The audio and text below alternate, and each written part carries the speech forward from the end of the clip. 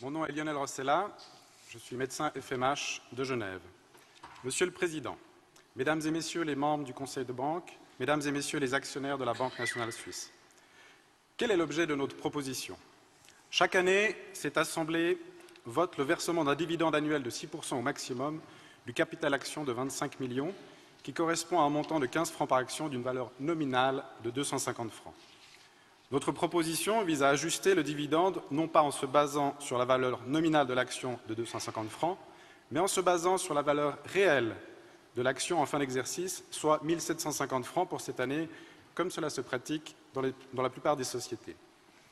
Nous constatons que, tout comme le bilan de la BNS du fait de la création monétaire, qui est passé de 100 à plus de 700 milliards depuis 2008, la valeur de l'action a été multipliée par 7. Pourtant, le dividende se calcule toujours sur la base de la valeur nominale de l'action à 250 francs. La BNS a créé des centaines de milliards de francs suisses, ce qui a eu pour effet de diluer le pouvoir d'achat des francs que nous possédons sur nos comptes bancaires et nos deuxièmes piliers. La masse monétaire de francs suisses légaux a été multipliée par 7 en l'espace de 10 ans, mais est-ce que votre épargne ou vos deuxièmes piliers ont été multipliés par 7 dans le même temps? Bien évidemment que non.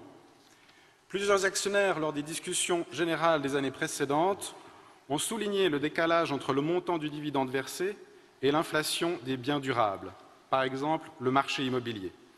Ces remarques n'ont pas eu grand effet, c'est pourquoi nous demandons concrètement à l'Assemblée, par le biais des outils législatifs à notre disposition, de statuer sur ce point. Cette valorisation bénéficierait à tous les actionnaires et, en particulier, aux actionnaires majoritaires que sont les cantons. Le canton de Berne, par exemple, avec un dividende de 105 francs par action, gagnerait de 100 000 à 700 000 francs, en plus des milliards qui lui échappent déjà. Mesdames et Messieurs les conseillers d'État aux finances, Mesdames et Messieurs les actionnaires, pouvez-vous voter contre une mesure qui augmentera vos revenus et limitera la perte du pouvoir d'achat du franc suisse du fait de la dilution monétaire? Je vous remercie de votre attention. Je vous remercie, Monsieur Rossella.